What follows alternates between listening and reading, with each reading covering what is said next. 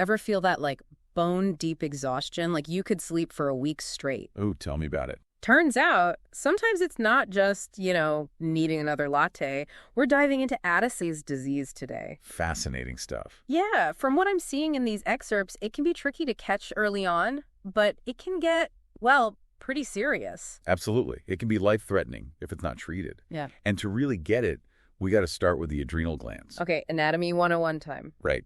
So we've each got two of these little guys sitting right on top of our kidneys. Yeah. And they're responsible for producing hormones, essential stuff. Hormones, those chemical messengers zipping around, right? Keeping everything running smoothly. You got it. They control so many bodily functions. And one of the big ones they churn out is, drum roll, cortisol. Cortisol. Okay, so that's the stress hormone. That's the one. Always thought of it as kind of a bad guy, to be honest. He gets a bad rap, for sure. Yeah, cortisol is definitely our fight or flight hormone. When we're stressed, it surges. But here's the catch. There's always a catch. Cortisol is way more than just stress. It's vital for keeping our blood pressure stable, managing our energy stores, even influencing when we feel tired or awake. It's like a 24/7 kind of deal, not just when, like, a bear is chasing us. Precisely. It's always there working behind the scenes. It's like your body's own personal energy manager and alarm system. Okay, so important hormone. I get it. Where does Addison's disease come in and mess all that up? So Addison's disease disrupts how the adrenal glands produce cortisol and other hormones too. They just can't keep up. So the energy manager is slacking on the job. And the alarm system is glitching. It means the body really struggles to maintain those essential functions we talked about. And that's where things get scary, right? Exactly. Remember that fight or flight response? Let's say you're in a car accident. A healthy body pumps out cortisol to help you deal with the stress and potential injury. Right. But with Addison's, that flood of cortisol, it might not happen, or it might be too weak. And that's when you can go into what's called an adrenal crisis. That sounds kind of terrifying. What exactly happens to your body in an adrenal crisis? It's basically your body saying, emergency.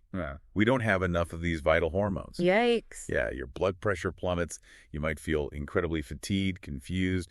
You could even lose consciousness. Wow. So this is definitely not just feeling a little tired. No, it's a life-threatening situation. And that's the scary thing about Addison's.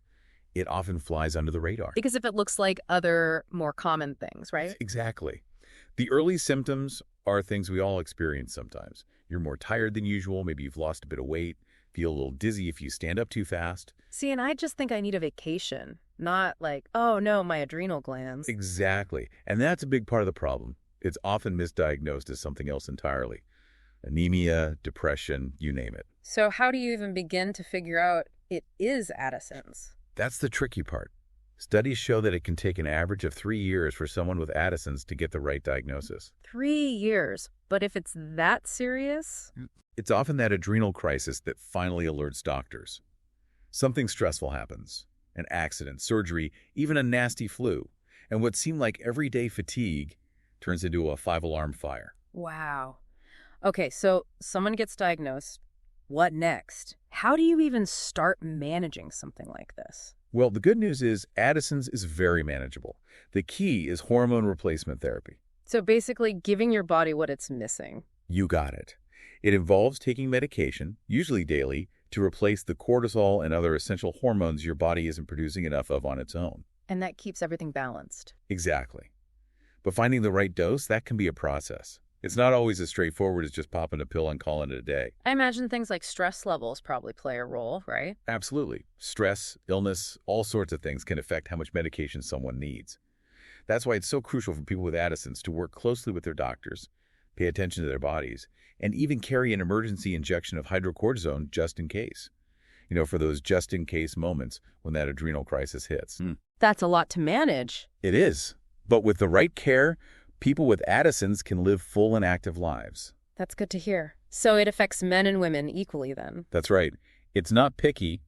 Thankfully, though, it is relatively rare. So not a ton of people are walking around with it. What actually causes the adrenal glands to go haywire like this in the first place? Well, it's a bit of a medical mystery still being unraveled, but in most cases, Addison's disease is considered an autoimmune disease. So the body is basically attacking itself. That's the gist of it. The immune system gets a little confused and ends up targeting the adrenal glands. The human body is strange. and kind of a jerk sometimes. You said it. So just to sum it all up for everyone, Addison's disease messes with these essential little things called adrenal glands, throws hormone production out of whack, particularly cortisol. Right. It can be really difficult to diagnose because the symptoms are so common. But, and this is the important bit, with the proper treatment and careful management, people can absolutely live full and active lives. It's not a life sentence. Definitely not. Kind of makes you think, with as much as we all complain about being tired, could some of us actually have undiagnosed Addison's? Something to ponder, and maybe even talk to your doctor about, just in case.